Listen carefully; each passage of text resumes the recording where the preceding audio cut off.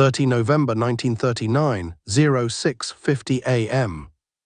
In the frozen forests of eastern Finland, the first Soviet artillery shells tear into the snow with a dull, muffled violence, their explosions swallowed by pine trees and drifts as high as a man's chest. The temperature hovers near -40 degrees Celsius. Engines stall, metal cracks, breath crystallizes in midair. Along a narrow front near the Kolar River, thousands of Red Army soldiers advance in columns that doctrine tells them should overwhelm any resistance by sheer mass alone. What they cannot see, what they will not understand for weeks, is that somewhere ahead, buried in white silence, a single Finnish rifleman is already watching them through iron sights, patient, unmoving, and lethal. This is the beginning of the Winter War, a conflict that erupts when the Soviet Union invades Finland in the final months of 1939. Though often overshadowed by the larger battles of the Second World War, this war will become one of the clearest demonstrations of how terrain, training, and individual skill can negate numerical superiority. And within it, one soldier will come to embody that lesson so completely that Soviet units will alter their movements, slow entire advances, and expend enormous resources attempting to neutralize him. His name is Simo Häyhä. Finland in 1939 is a young nation, independent for barely 2 decades, its population smaller than that of many European cities. Its army is under-equipped, short on artillery, aircraft, and armored vehicles. The Soviet Union, by contrast, fields one of the largest military forces on Earth. When Joseph Stalin orders the invasion, the expectation in Moscow is that resistance will collapse within weeks. Instead, the Red Army finds itself fighting an enemy that understands every frozen lake, every ridge line, every tree line, and that has trained its soldiers not for parade grounds, but for survival and combat in Arctic conditions. Häyhä is not an officer, not a political figure, not a decorated hero at the war's outset. He is a farmer from Rautjärvi, a quiet man who grew up hunting in forests where patience meant food on the table, and a single missed shot could mean starvation. Like many Finns, he is a member of the Civil Guard, a volunteer militia that emphasizes marksmanship above all else. Long before the war, he has fired tens of thousands of rounds, learning how wind behaves in sub-zero cold, how snow reflects light, how sound travels differently in frozen air. When the invasion begins, Häyhä is assigned to the Kolar front, a sector that will become synonymous with Finnish resistance. The phrase Kolar kestie, Kolar holds, will enter national memory. Soviet forces here include entire rifle divisions supported by artillery and armor, tasked with breaking through Finnish lines and opening the road west. The Finns defending the sector number only a fraction of their attackers. The terrain immediately favors the defender. Dense forests restrict movement to narrow roads and frozen waterways. Deep snow slows advances and exhausts men carrying heavy packs. Soviet doctrine, shaped by experiences on open plains, relies on massed formations and coordinated assaults that become liabilities in the woods. Finnish units, operating in small groups, exploit these weaknesses relentlessly. Within this environment, Häyhä's role is precise and devastating. He operates forward of Finnish lines, often alone or with minimal support, selecting positions that allow him to observe Soviet approaches without exposing himself. He uses a standard-issue Mosin Nagant rifle chambered in 7.62x54 mmR, but notably without a telescopic sight. Iron sights, he believes, are less likely to fog, less reflective in sunlight, and allow a lower firing profile against the snow. Every element of his method is shaped by environment. He packs snow in front of his muzzle to prevent the blast from revealing his position. He keeps snow in his mouth so that his breath will not betray him in the cold air. He remains motionless for hours, sometimes entire days, as Soviet units move through terrain he has already studied in detail. As Soviet battalions push forward along predictable routes, roads, riverbanks, forest edges, their officers and NCOs become priority targets. Each shot removes not just a man but cohesion. Units halt, unsure of where the fire is coming from. Commanders call in artillery, saturating suspected positions with shells that tear apart empty forest while Häyhä lies untouched, meters away, blending perfectly into the snow. The psychological effect compounds quickly. Soldiers begin to fear stopping, fear advancing, fear even raising their heads. Reports filter back through the chain of command describing an unseen sniper who appears everywhere and nowhere, whose shots come without warning and leave no trace. Soviet attempts to counter him, snipers, reconnaissance patrols, massed fire, fail repeatedly not because of luck, but because Heihe never fights on their terms. By December, the Kolar front becomes a graveyard of stalled offensives. Soviet rifle regiments rotate in and out, each suffering casualties that cannot be explained by conventional battle. Entire battalion-sized elements find themselves pinned, advancing yards at a time, losing men without ever engaging a visible enemy. Heihe is not alone in this. Finnish snipers and ski troops operate throughout the sector, but his effectiveness becomes exceptional even within that elite group. What makes this moment historically significant is not a tally of kills, but the way one soldier's actions ripple outward. Soviet units divert manpower to hunt him. Artillery ammunition is expended in massive quantities against phantom threats.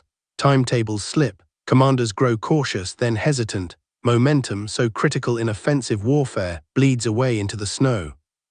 Behind these tactical effects lies a broader context. The Soviet Union is still reeling from internal purges that have gutted its officer corps. Initiative is discouraged. Deviation from orders is punished. When doctrine fails in the forests of Finland, there is little flexibility to adapt. Heihe's success exploits these systemic weaknesses as much as individual soldiers. As December deepens and daylight shrinks to a few pale hours each day, the war grinds on in temperatures that freeze wounds before they can bleed. Frostbite claims almost as many victims as bullets. Weapons malfunction, men fall asleep and never wake. And still forward of the Finnish lines, Heihe continues his work, unseen, methodical, transforming the vast machinery of a modern army into something slow, uncertain, and afraid.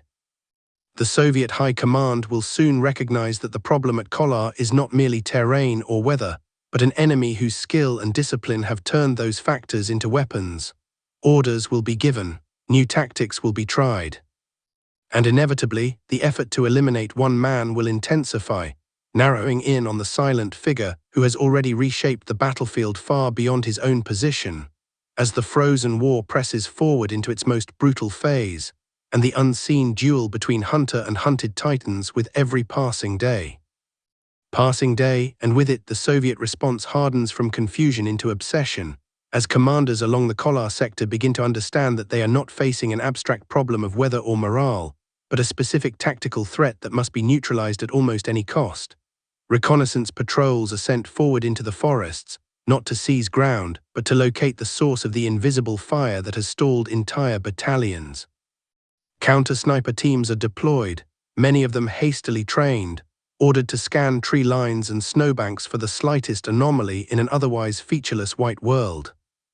Yet the very environment that magnifies Heihe's effectiveness also protects him.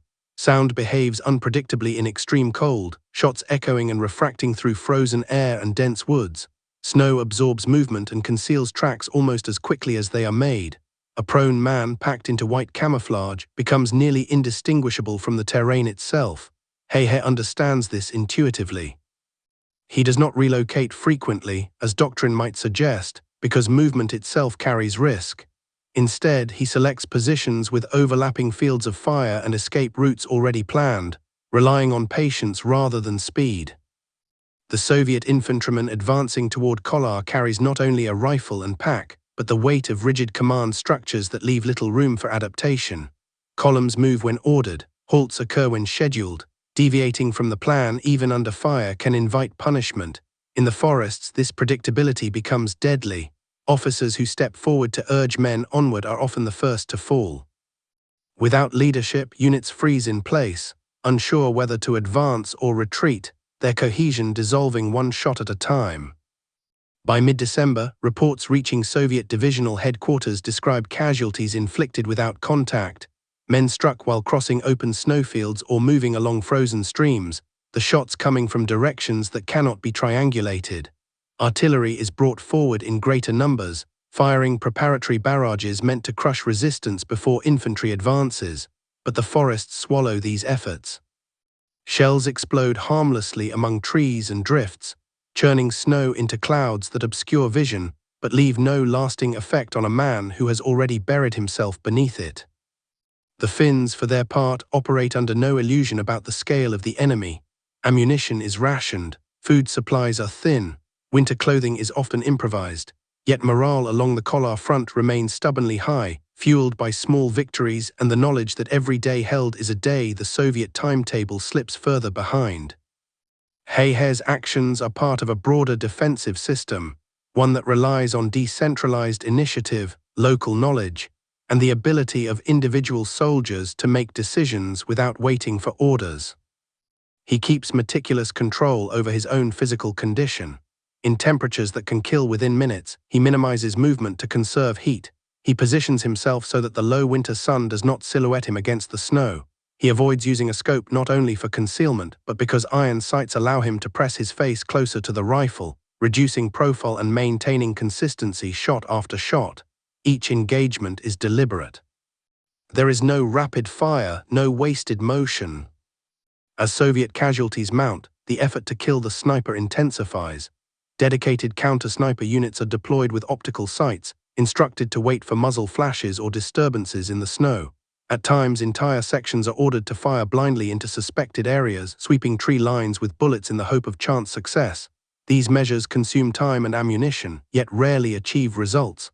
Hayhe's positions are chosen precisely because they deny the enemy clear lines of sight. The larger strategic picture begins to reflect these localized failures. The Red Army's initial plan to force a quick settlement collapses as Finnish resistance stiffens across the front. International attention turns northward. Foreign observers, some sympathetic to Finland, others merely curious, begin to report on the unexpected effectiveness of the defenders. The Winter War becomes a case study in how a smaller force, properly adapted to its environment, can impose disproportionate costs on a larger one. At Kolar, the fighting settles into a grim rhythm. Soviet assaults probe forward are checked, regroup and probe again. Finnish units counterattack at night on skis, striking supply columns and rear areas, further compounding the strain. Within this cycle, Hayhe's presence remains constant, an unseen pressure that forces the enemy to move slower, think harder and fear more. By late December, Soviet commanders acknowledge privately that morale among frontline troops is deteriorating. Rumors circulate of a White Death, a sniper who cannot be seen and cannot be killed. Though the name is not official, its spread reflects a deeper truth. Fear has become a factor in operational planning. Units advance more cautiously, officers hesitate before exposing themselves, and every snowbank becomes a potential threat. Hayhe himself remains largely unaware of the broader myth forming around him. He does not keep a tally in the way later accounts will emphasize. His focus is narrow, immediate, rooted in survival and mission. Each day is a repetition of cold, stillness and sudden violence. Each night brings exhaustion and the knowledge that morning will demand the same again. As the year turns toward January 1940, the Soviet High Command resolves to break the deadlock through sheer force, concentrating artillery and manpower in renewed efforts to crush resistance along key sectors, including Kolar. The forests will soon shake under bombardments heavier than any yet endured. And somewhere beneath the snow, as the pressure builds and the hunt grows more desperate, Hayhe remains in place, waiting, as the war closes in around him and the contest between one man and an entire battalion moves toward its most dangerous phase. Dangerous phase, as January arrives with no mercy in the cold and no relief in the fighting, and the Soviet command commits to a strategy of overwhelming firepower meant to shatter Finnish defenses through attrition alone. Along the Kolar front, artillery concentrations increase dramatically. Heavy guns fire day and night, their shells collapsing tree lines, burying trenches, and turning familiar terrain into a churned, unrecognizable expanse of splintered wood and ice. The intent is clear. If the sniper cannot be seen, then everything that might conceal him must be destroyed. For Hayhe, this escalation changes the calculus but not the mission. He adapts his positions to the new reality, choosing locations slightly offset from likely targets, understanding how Soviet gunners select aiming points and adjust fire. Experience teaches him that bombardments, however intense, follow patterns. Roads, forest edges, known Finnish positions absorb the brunt. The spaces between small rises, shallow depressions, areas without obvious tactical value often remain untouched. In these overlooked pockets, he continues to operate.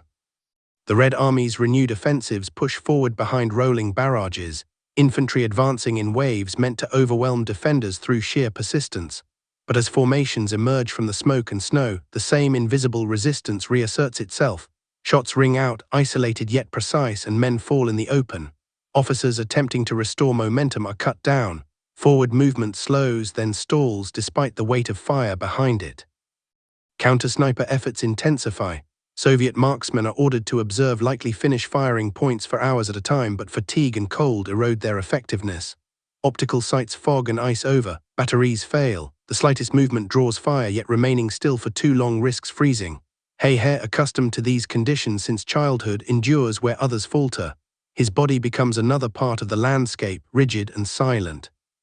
This duel, largely unseen, has consequences far beyond individual casualties.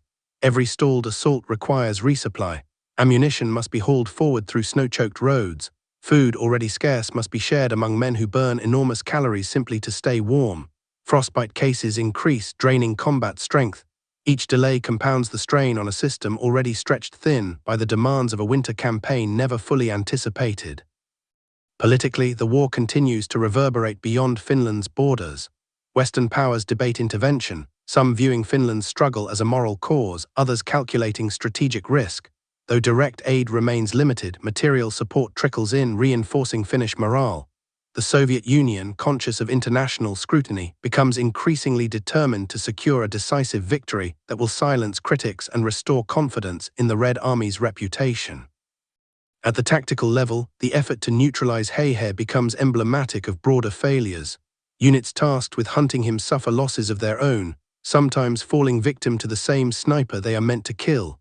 Artillery barrages flatten areas long after he has departed or avoided them entirely. The gap between intention and outcome widens, feeding frustration up the chain of command. For Finnish forces, the presence of such an effective sniper offers more than immediate battlefield advantage. It reinforces a defensive philosophy that values individual initiative and mastery of environment. He's success is studied informally, his methods discussed quietly among troops who recognize that survival depends on learning quickly and applying those lessons without hesitation. Despite his growing impact, He remains vulnerable. The longer he operates, the greater the chance that luck rather than skill will turn against him. Soviet artillery, indiscriminate by nature, grows denser. Reconnaissance aircraft occasionally sweep overhead, mapping positions and movements. Random shelling becomes a constant threat, and every engagement carries the risk of revealing too much. On the morning of 6 March 1940, as the war approaches its final, decisive weeks, that risk materializes. During an exchange of fire near his position, an explosive round, likely fired by a Soviet soldier or detonated nearby, strikes He in the face. The impact shatters his jaw and tears away part of his cheek, dropping him instantly. Finnish soldiers nearby later describe finding him unconscious in the snow, gravely wounded, yet still alive. His removal from the front is immediate. Evacuated under fire, he is taken through a chain of field hospitals, his survival uncertain. For the first time in months, the Kolar front fights without the silent presence that has shaped so much of its recent history.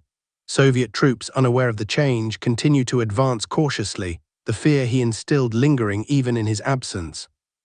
He will spend days in a coma, waking on 13 March 1940, the same day the Winter War officially ends with the signing of the Moscow Peace Treaty. Finland retains its independence but cedes territory, a compromise forged under immense pressure. For He, the war ends not with celebration, but with the long process of recovery, his face permanently altered, his life irreversibly changed. Yet the effects of his actions do not end there. In the frozen forests of Kolar, the Soviet Union has learned hard lessons about winter warfare, small unit tactics, and the cost of underestimating an enemy. Those lessons will echo forward, influencing training and doctrine in the years to come. And as the snow begins to melt and the guns fall silent, the story of one man who hunted an entire battalion through patience, discipline, and mastery of his environment begins to pass from battlefield reality into historical record, carrying with it implications far larger than any single shot, as the war's meaning settles into memory and consequence alike. Alike because the significance of what unfolded along the Kolar River does not diminish with the ceasefire, but instead expands as military observers, historians, and future commanders begin to study how a numerically inferior force imposed such costs on one of the world's largest armies, and how a single marksman became a decisive factor within that broader system. Hayes' story, stripped of myth and exaggeration, becomes a lens through which the realities of modern industrial war collide with the enduring power of individual skill. In the immediate aftermath of the Winter War, the Soviet Union conducts internal assessments that quietly acknowledge severe shortcomings. Equipment designed for temperate climates proved unreliable in extreme cold. Logistics chains collapsed under weather and distance. Training emphasized mass and conformity at the expense of adaptability. Nowhere were these failures more visible than in the forests where Finnish snipers operated with near impunity, exploiting rigidity with patience and precision. The Red Army would later absorb these lessons, painfully and incompletely, during the early stages of its war against Nazi Germany. Small unit tactics, camouflage, counter-sniper doctrine, and winter training all receive renewed attention. While Hayhe is never officially named in Soviet documents, the phenomenon he represented, an enemy who could not be suppressed through conventional means, shapes changes that ripple outward across doctrine and planning. For Finland, the war leaves deep scars. Though independence is preserved, territorial losses displace hundreds of thousands. The economy strains under the cost of mobilization. Yet the Winter War also forges a national identity centered on resilience and self-reliance. Figures like Hayhe come to symbolize not invincibility, but preparedness. What happens when a society invests in fundamental skills and local knowledge, rather than relying solely on numbers or technology? Hayhe himself recovers slowly. His facial injuries are severe, requiring extensive surgery and lifelong adaptation. He returns not to public acclaim but to relative quiet. He is promoted, decorated, and acknowledged, yet he avoids the spotlight. In later years, when asked about his wartime experience, he speaks sparingly, emphasizing training and duty rather than heroism. He attributes his survival and effectiveness not to extraordinary qualities, but to practice, environment, and discipline. This restraint matters because it aligns with the historical record. Hayhe does not fit the archetype of the flamboyant sniper or celebrated ace. He does not seek recognition, nor does he embellish his actions. His legacy rests on documented outcomes, stalled advances, disrupted units, and the measurable impact of fear and uncertainty introduced into Soviet operations.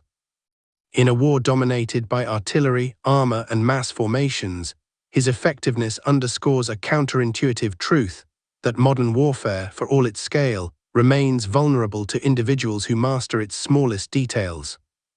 The battlefield conditions that made his actions possible are worth understanding in full. Extreme cold reduced engagement ranges, stiffened muscles, and punished carelessness. Snow amplified contrast and erased tracks. Silence, broken only by distant shellfire, made every sound conspicuous. In such an environment, success belonged not to the fastest or the strongest, but to those who could wait longest and observe most carefully. Hayhe's background as a hunter was not incidental, it was foundational. Economically, the Winter War reveals another imbalance. Soviet industry can replace men and material at a scale Finland cannot hope to match, but production alone cannot overcome inefficiency at the front. Every artillery shell fired blindly, every platoon halted by unseen fire represents wasted resources. Hayhe's impact, multiplied by other Finnish snipers and ski troops, forces the Red Army to spend far more than planned to achieve far less than intended. This inefficiency feeds back into strategic calculations. The longer the war drags on, the greater the diplomatic cost. International sympathy for Finland grows. The Soviet leadership, though ultimately able to force concessions, emerges with its prestige damaged. Observers in Germany take note, drawing conclusions, some accurate, others dangerously flawed, about Soviet military capability. These perceptions will shape decisions with consequences far beyond Finland's borders. Within this web of cause and effect, Hayhe's actions occupy a precise place. He does not win the war alone, he does not alter its political outcome single-handedly, but he exemplifies how local superiority, achieved through skill and preparation, can scale upward into operational and even strategic influence. Each delayed advance alters timetables. Each disrupted battalion forces reallocation of resources. Each day held buys time elsewhere along the front. As years pass and the Second World War expands to engulf continents, the Winter War recedes from immediate memory. Yet its lessons endure, resurfacing whenever militaries confront harsh terrain, limited resources, and determined defenders. Sniper training programs around the world study cases like Kolar not for their drama, but for their clarity. They reveal what happens when environment, training, and doctrine align or fail to. Heihe lives long enough to see his story gradually emerge into public awareness, shaped and reshaped by retellings. Some accounts inflate numbers or dramatize circumstances, others strip the narrative down to essentials.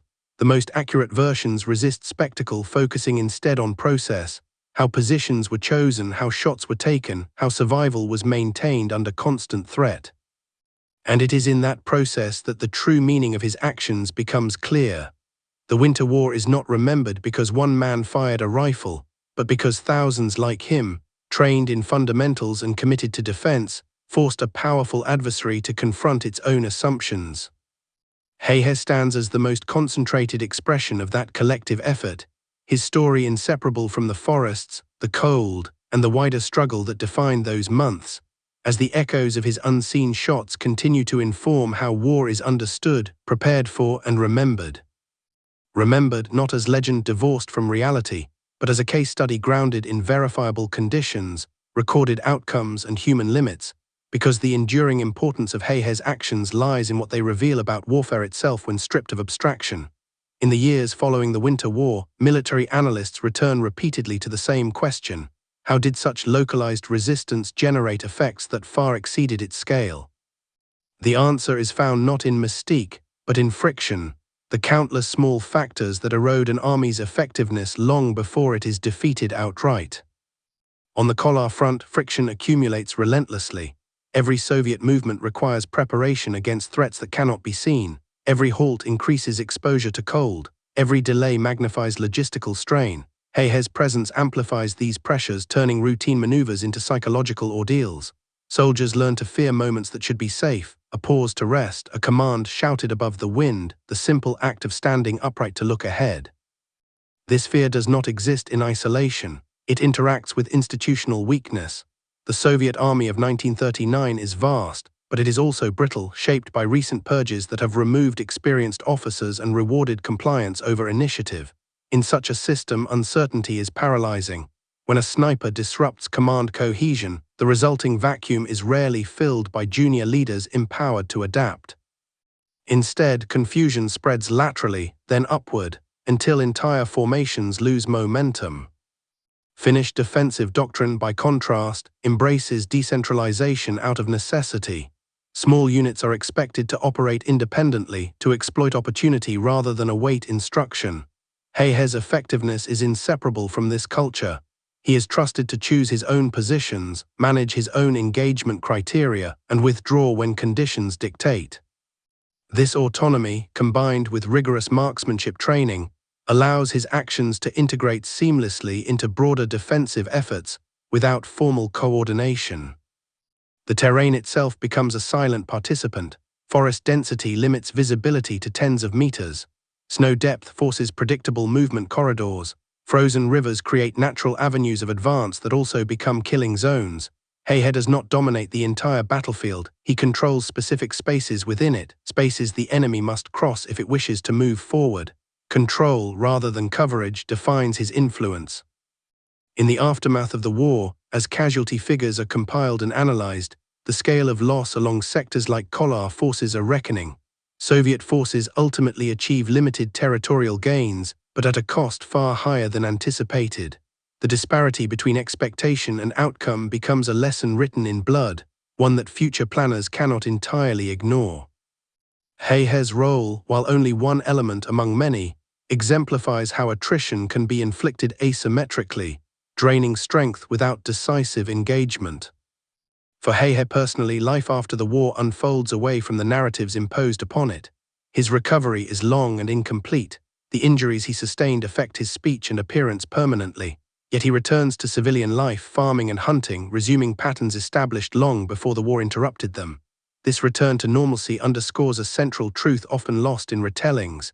He is not transformed by war into something else, but revealed by it. When asked years later about killing, Heihe avoids abstraction. He frames his actions as necessary within a specific context, guided by orders and circumstance rather than ideology. This perspective aligns with the historical record. Finland's defense in 1939 is not a war of conquest, but of survival. Individual actions, however lethal, are bounded by that reality. The long-term consequences of the Winter War extend far beyond Finland. The Soviet Union's performance influences German strategic thinking in 1940 and 1941, contributing to the belief, ultimately catastrophic, that the Red Army is fundamentally weak, that miscalculation will cost millions of lives. In this sense, the forests of Kolar indirectly shape events on a continental scale, their lessons misread even as they are learned.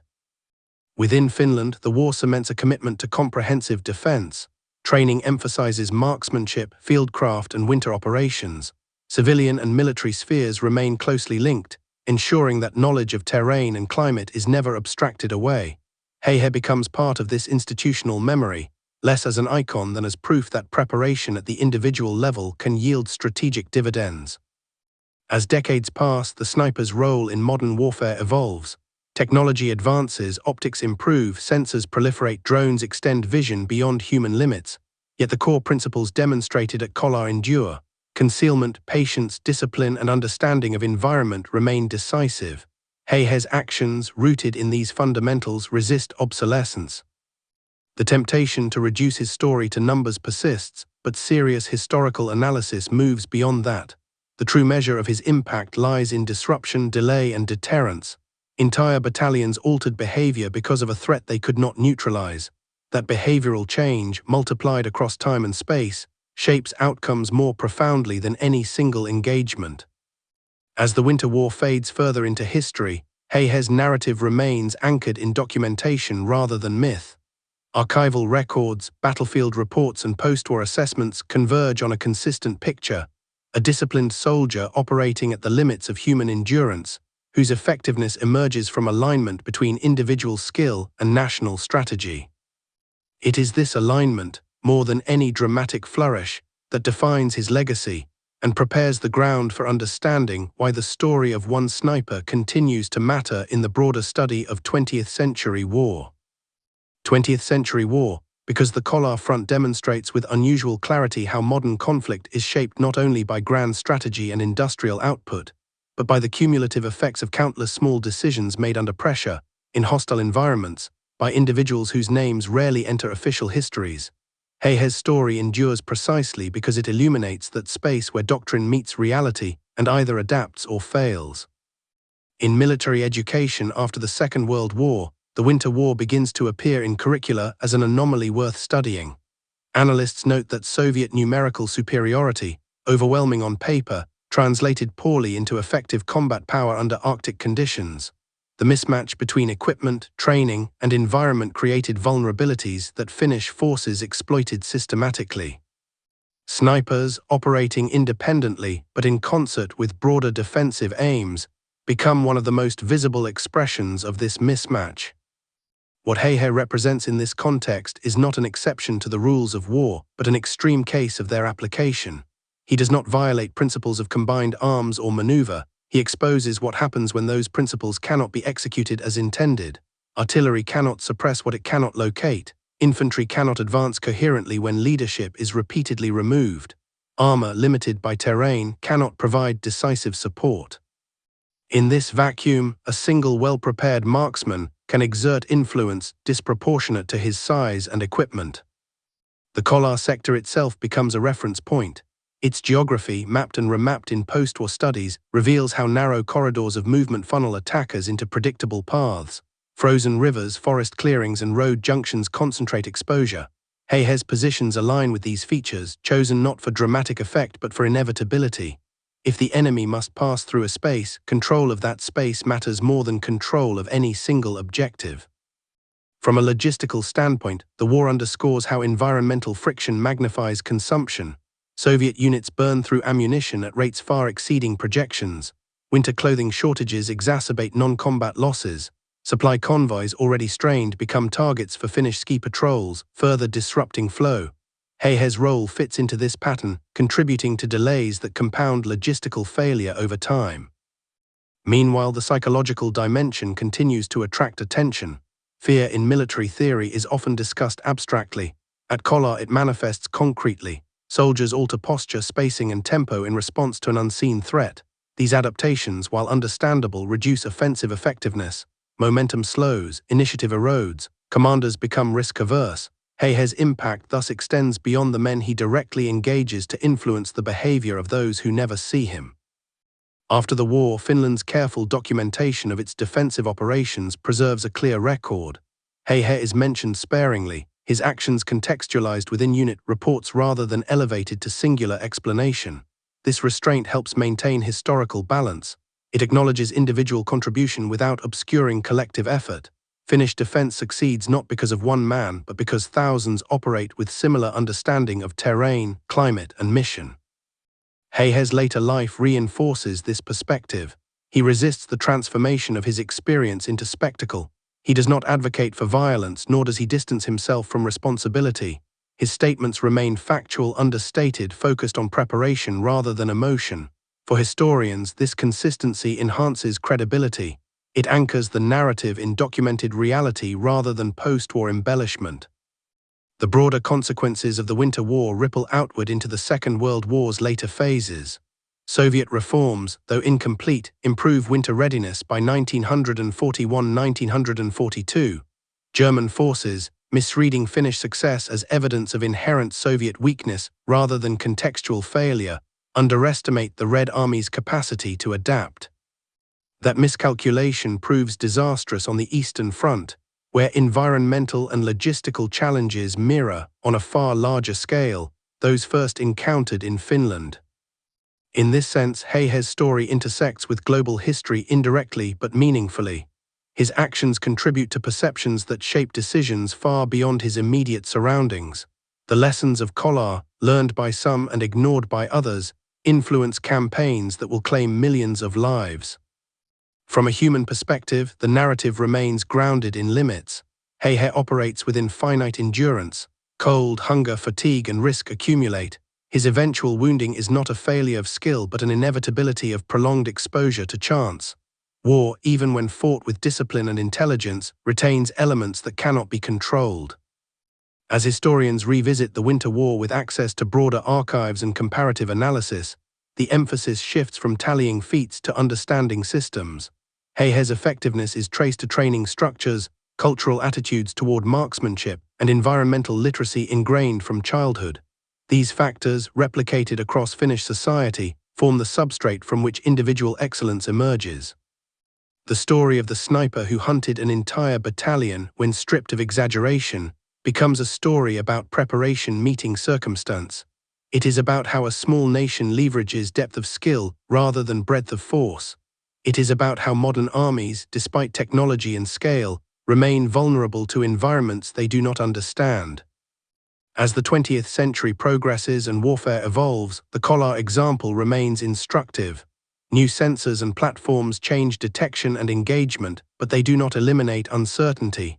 Terrain still constrains movement, weather still degrades systems, human judgment still matters. Heihe's actions, rooted in these constants, continue to resonate not because they are dramatic, but because they are instructive, setting the stage for the final understanding of what his experience ultimately reveals about war, memory, and the enduring tension between power and preparation. Preparation, a tension that lies at the heart of every serious study of conflict, because the Winter War ultimately strips warfare down to its most elemental truths. Power, when misaligned with environment and understanding, becomes blunt. Preparation, when grounded in reality, becomes force. The encounter between these two realities in the forests of eastern Finland produces outcomes that no pre-war calculation in Moscow fully anticipated.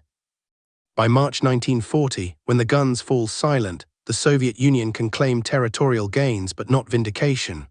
The Red Army has learned that numerical strength alone cannot substitute for adaptability, and that modern warfare does not erase the relevance of individual skill. Finland, battered but unbroken, emerges with its independence intact and a national doctrine shaped by hard experience. In this outcome, Heihe's role is neither exaggerated nor diminished. It is precisely defined. He represents the point at which national strategy intersects with personal mastery. His effectiveness is not accidental. It is the result of a society that valued marksmanship, local knowledge, and self-reliance long before war made those traits essential. When conflict arrived, those values translated into action without the need for reinvention. Heihe did not become something new in 1939. The war simply revealed what sustained preparation could produce under pressure. The battalions he confronted were not weak by nature. They were constrained by doctrine, environment, and leadership systems ill-suited to the conditions they faced. Hay's success exploited these constraints relentlessly, forcing adaptation where possible and paralysis where it was not. The result was not a series of dramatic moments, but a steady erosion of momentum, confidence, and cohesion that no single countermeasure could fully reverse. In the decades that follow, historians return to Kolar not to glorify violence, but to understand limits. They study how fear propagates through formations, how delays compound into strategic consequences, how terrain and climate can negate technological advantage. Hay's actions appear repeatedly in this analysis, not as legend, but as evidence. He lives the remainder of his life quietly long enough to see the world change beyond recognition. Empires fall, new wars erupt, technologies transform the battlefield, yet the fundamentals that defined his experience remain. Soldiers still move through constrained spaces, weather still disrupts plans, human perception still governs decision-making at the point of contact. In these constants, his story retains relevance. The phrase, "the sniper who hunted an entire battalion," endures not because it suggests omnipotence, but because it captures imbalance. How one prepared individual operating within a coherent defensive system can impose costs far beyond his scale. It is a reminder that war is not solely decided by factories and headquarters, but by moments where knowledge, patience, and restraint converge under extreme conditions. In the end, Hay's legacy is neither myth nor miracle. It is documentation, it is record, it is the accumulation of verified outcomes shaped by environment, training, and resolve. His story does not ask to be admired so much as understood. And in understanding it, the Winter War reveals its lasting lesson, that even in the age of mass armies and industrial firepower, the smallest elements of warfare, terrain, climate, discipline, and the individual human being, retain the power to alter history quietly, relentlessly, one measured moment at a time.